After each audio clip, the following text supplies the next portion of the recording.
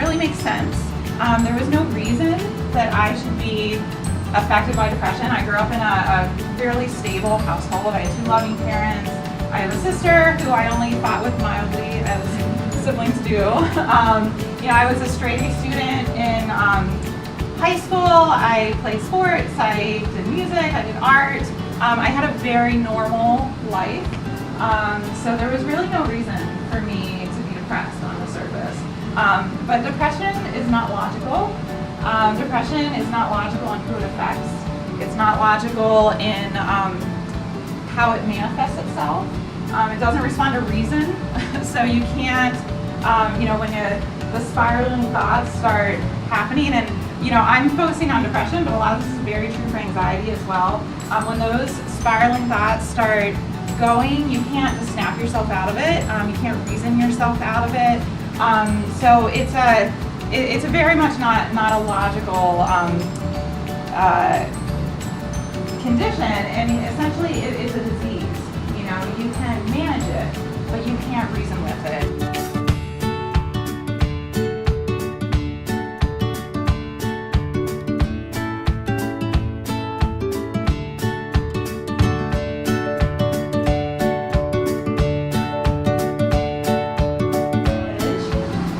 One of the most helpful things to me, one of the most valuable things to me were the friends and the support system that I had around me. I had some really amazing friends that would sit with me for hours. They would let me get all those racing thoughts out of my head. They would hug me, they'd let me cry, and then they'd do it all over again the next night. And then they'd do it all over the next night. And they never got tired, or at least they didn't show me that they got tired. They'd sit up with me for late hours. I was a night owl. I always stayed up in the middle of the night. They would just sit with me and be there for me over and over again. And this was extremely valuable to me. I mean, they kept me accountable. They would seek me out if they hadn't seen me in a while. If they were going away for the weekend, they would make me promise not to do certain things or not to go certain places that they knew weren't healthy for me. And because I loved them and respected them, I would actually hold to it. So, they were really, really helpful. They never made me feel like a burden, even if I felt like I was a burden. They never gave up on me, even if I felt like giving up. So this support system around me was so valuable.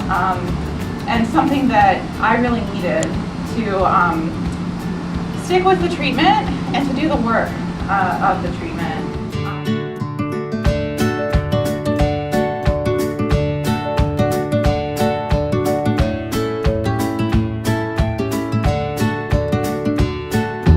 You have to be patient, but eventually I had the confidence to admit that I shouldn't be in the PhD program.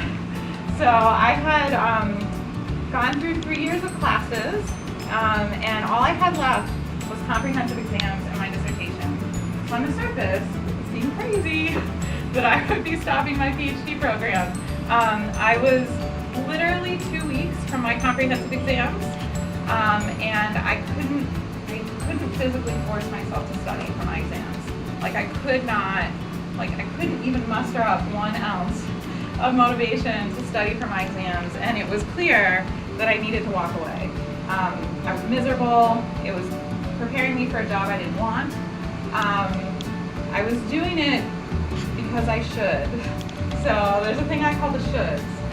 Just because you can do something doesn't mean you should do it.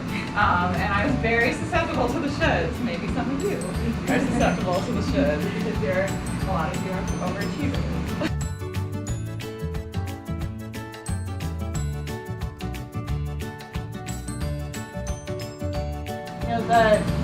The work that I did over the years in therapy has helped me learn how to manage my depression and not let it manage me. It's not something that's ever gonna go away, but it can be pushed into the background, to where it doesn't affect my everyday functioning. It doesn't affect my life on an everyday basis. It's part of me. I like to think it's part of what makes me deeper. know, it's part of what has helped me learn more about myself, and force me to kind of think more deeply about things. So, but it doesn't control me.